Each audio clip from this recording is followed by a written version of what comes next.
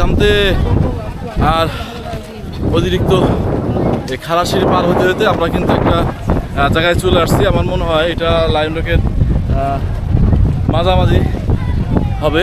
আর এখানে প্রচণ্ড বাতাস, যে পরিমাণ ঘামছিলাম ঘামটা এখানে হচ্ছে ই হয়ে যাবে।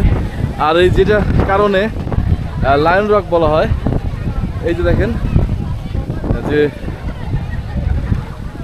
পায়ের সিংহের পায়ের চিহ্নের মতো দেখা যাচ্ছে। অনেকে বলে যেটা লায়নের পা না, এটা হচ্ছে ঈগলের পা। তো আমারও মনে হচ্ছে এটা লায়নের না, সিংহের না, এটা ঈগলের। আর এই টপে আমরা উঠব। হ্যাঁ, আর এর যে আশপাশের ভিউ, হ্যাঁ, অসাধারণ ভিউ।